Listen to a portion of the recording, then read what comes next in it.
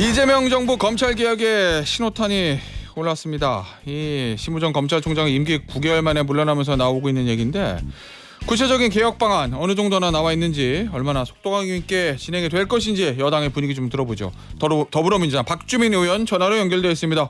의원님 안녕하세요.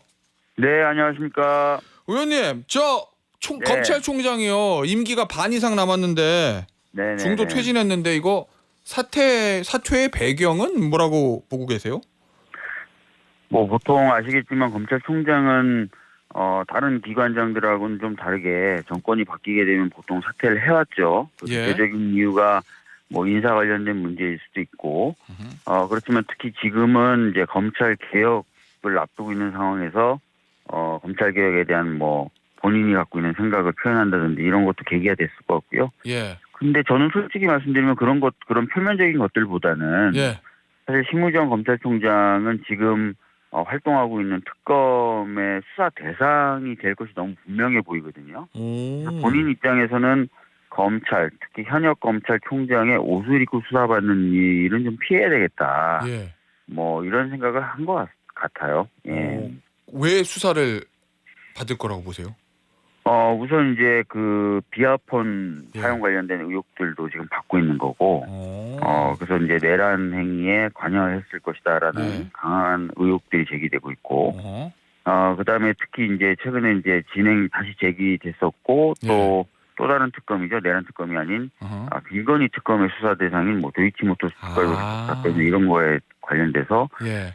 좀 수사를 은폐하거나 축소했던 것 아니냐는 의혹도 받고 있거든요. 그러니까 예. 여러 가지 방면으로 특검의 수사 대상이 될 것이다라고 많은 사람들이 보고 있기 때문에 예. 본인도 이제 그런 어떤 생각을 아마 가지고 있을 거고요. 예. 그래서 현역 검찰총장이라는 신분으로 특검의 수사를 받는 것이 매우 부담스럽겠죠. 그래서 그만둔 것이 아니다 이렇게 보고 있습니다. 알겠습니다.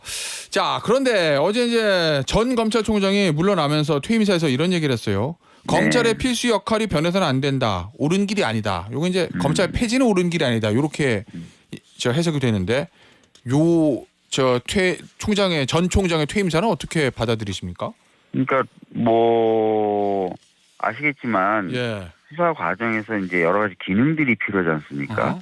뭐 대표적인 게 어떤 그 영장을 청구했을 때 스크리닝 작업이라든지 그 다음에 기소를 하면서 그동안 진행되었던 수사에 대한 스크리닝이라든지 이런 기능들이 필요한 거지 않습니까? 예. 그래서 그런 기능들을 그러면 어떤 기관에 담느냐 또 어떤 기능들과 함께 담느냐 이런 문제인 거지. 예. 지금 뭐 심우정 전 검찰총장이 얘기했듯이 어떤 기능 자체를 폐지해버린다 이런 논의가 지금 되고 있는 게 아니거든요. 예. 그렇지 않습니까? 지금 뭐 예를 들어서 뭐 영장 청구하는 기능 이건 헌법에 이제 규정되어 있기 때문에 맞아요. 이 기능을 어디에 담느냐. 예. 그다음에 수사를 잘 될 수 있도록 컨트롤하는 기능 이 기능을 어디에 담느냐. 예. 또 어느 기능들과 함께 담느냐 이런 얘기를 하는 건데 자꾸 이제 기능을 폐지한다 이렇게 얘기하니까 혹시나 이제 많은 시민들이 오해하실까봐 저는 말씀드리는데 그런 차원의 논의가 진행되는 게 아니라 아까 말씀드렸던 대로 그러한 기능들을 어디에 담고 어떤 기능들과 함께 담는지를 논의하고 있는 것이다 이렇게 말씀드리겠습니다. 알겠습니다. 의원님 변호사 네. 출신이니까 검찰 내 기류를 잘 아실 건데 검찰 이제 개혁 화두가 됐잖아요. 네. 이 검찰 내 분위기는 지금 어떻게 파악하고 계세요? 그냥 이게 이제 대세구나 하고 좀 순응하는 분위기입니까? 아니면은 강하게 좀 뭔가 반발하기 위해서 밑에서 꿈틀꿈틀 대는 분위기입니까? 제가 알기로는 이제 크게 이제 두 가지 흐름인 것 같은데요. 하나는 뭐 검찰 개혁 얘기 나왔지만 아마 흐지부지 되지 않을까라고 약간의 어떤 그런 측면의 기대를 갖고 있는 분들이 좀 있고 반면에 이제 다른 분들은 그래 어쩔 수 없다 이번에는 진짜 개혁이 될 수밖에 없다 이렇게 생각하시는 분들이 있는 것 같아요. 그렇지만 전반적으로 과거처럼 막 말도 안 되는 일이야 이렇게 생각하시는 분들은 좀 많지 않은 것 같고요. 그럼 문재인 전 정부 때처럼 강한 반발은 없을 것이다 이렇게 보시는군요. 네 그렇게 보고요. 대표적인 이유가 이번 그러니까 이번에 많이 사퇴한 지난 검찰 지도부가 되겠네요. 검찰 수뇌부가 검찰 내부에서 보기에도 참 말이 안 되는 일들을 많이 했다라는 평가를 받는 걸로 알고 있어요. 그래요? 네. 예. 예, 뭐 예를 들어서 윤석열 구속 취소에 즉시 항고를 하지 않았다든지 또는 예. 검찰총장의 지시조차도 어기면서 도이치모터스 주가 조작 사건을 무혐의 처분한 거라든지 이런 거에 대해서 검찰 내부에서도 이해가 안 된다. 이렇게 되면 검찰이 어떤 낯으로 국민을 대하냐 이런 평가들이 좀 있었다고 알고 있고요. 예. 그러다 보니까 이제 이번에 개혁이 되더라도 어쩔 수 없다. 뭐 이렇게 보는 분들이 좀 많아진 것 같습니다. 예. 예. 알겠습니다. 의원님. 네. 단도직입적으로 물어보겠습니다. 네. 올 추석 전에 검찰청 해체됩니까? 뭐 저는 개인적으로 예. 검찰 개혁에 대한 국민적 열망도 많이 높을 뿐만 아니라 예. 검찰 개혁 관련된 입법안에 대한 논의도 상당히 오랫동안 지속되어 왔기 때문에 예. 입법은 신속하게 진행될 수 있고 또 될 필요가 있다라고 봅니다. 그럼 그렇기 때문에 법 통과 시점은 뭐 3개월 뭐 어떤 대선 당대표 후보 또 어떤 분은 뭐 추석 전 다 비슷하더라고요. 보니까. 예. 두 후보가 거의 비슷해요. 이 부분에 대해서는. 그래서 그 내에 충분히 법 통과는 가능하다 이렇게 예. 보고 있고요. 통과된 이후에 이제 그 법이 이제 집행되고 시행되는 데는 어느 정도 유예 기간을 둘 것이냐 이 부분에 예. 대해서는 조금 논의가 필요하겠죠. 뭐 예. 유예 기간은 1년이고 2년이고 둘 수는 있지만 법은 이제 통과된다 수도 있단 말씀이신데 그런데 네. 물론 의원님 참고로 저는 예. 유예 기간을 1년 두는 것도 길다고 보는 사람 중에 하나입니다. 예. 그럼 짧게 두고 그냥 바로 내년이면 시행해야 된다 이런 말씀이신 거잖아요, 의원님. 맞습니다. 왜냐하면은 예. 그 예전에 제가 이제 검경 수사권 조정 법안을 제가 주도를 했지 않습니까? 예. 물론 뭐 제 뜻대로 다 되지는 않고 여러 가지 이유로 많이 왜곡돼서 법이 통과됐지만 예. 그나마 그래도 직접 수사권 검찰의 범위를 많이 줄였는데도 예. 검찰 그냥 시간 준다고 해서 거기에 따라서 인력 조정이나 이런 계획을 짜거나 제출하지 않더라고요. 그래서 예. 유예기간을 길게 준다는 게 무슨 큰 의미가 있을까 이런 생각을 가지고 있습니다. 예. 알겠습니다. 자, 그런데 네. 이 주무부 장관인 법무부 정성호 네. 장관 후보자는 네. 약간 말의 뉘앙스가 좀 다른 것 같아요, 의원님. 검찰 해체라는 표현은 부적절하다. 여야 합의, 국민에게 피해가 가지 않는 방향 뭐 이런 얘기들 하거든요. 조금 네. 당대표 후보 두 사람의 생각과는 좀 다르려 보이는데 말은 어떠세요? 우선 이건? 수사 기소 분리에 대해서 반대하는 것 같지는 않고요. 그 워딩을 예. 들어보면 수사 기소를 분리하는 거에 대해서는 찬성하는 것 같고 그 다음에 약간 이제 내용적인 차이가 있다면은 수사를 담당할 부서를 예. 법무부에 두느냐 행안부 아래 두느냐 이런 논의가 당내에서도 있긴 있거든요. 예. 뭐 그런 부분에 대해서는 좀 본인의 생각이 있으신 것 같고 예. 그렇습니다. 나머지 뭐 국민에게 피해가 있어서는 안 된다. 그럼 저희가 국민에게 피해를 주기 위해서 검찰 개혁을 한다. 이건 아니지 않습니까? 그래서 예. 뭐 그 정도의 뉘앙스 차이인 것 같아요. 예. 아니 근데 의원님 당대표 네. 후보들은 빠르게 속도전 네. 그리고 법무부 장관 후보는 조금 속도 조절론 이렇게 들리거든요. 이 약간 엇박자라면 엇박자일 수도 있는데 대통령의 진짜 의중은 어디 있다고 보십니까?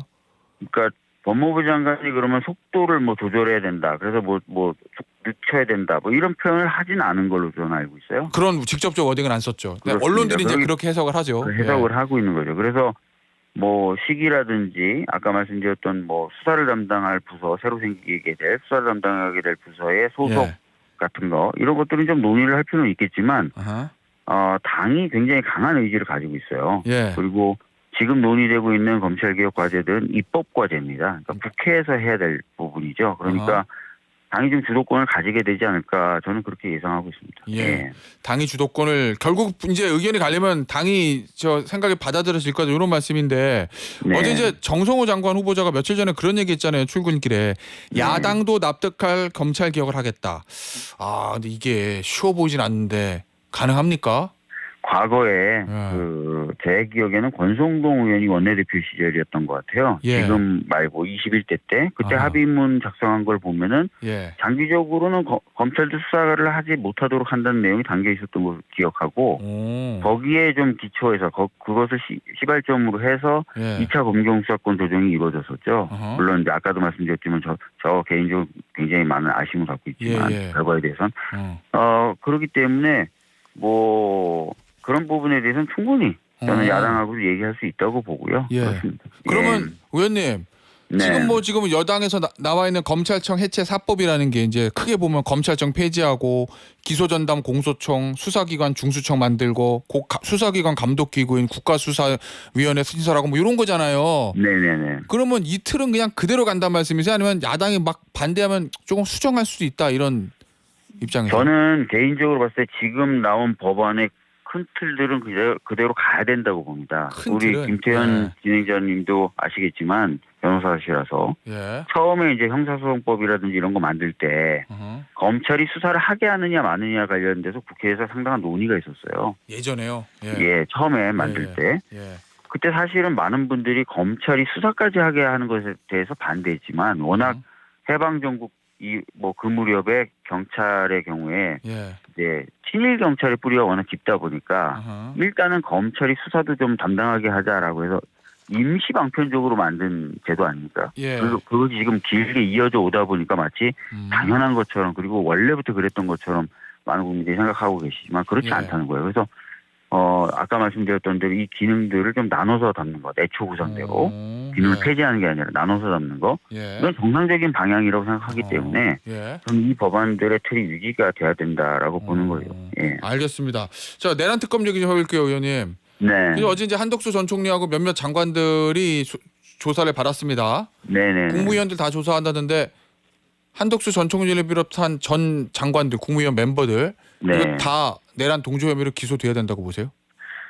수사 내용에 따라서 이제 판단이 되겠죠. 예. 근데 이제 얼마 전에 나온 그 보도를 보면은 어허. CCTV를 경찰 국수본에서 확인을 했더니 CCTV 예. 영상을 확보해서 확인해 봤더니 어허. 그동안의 국무위원들의 진술과는 전반적으로 차이나는 내용들을 확인할 수 있었다는 보도가 있었어요. 예.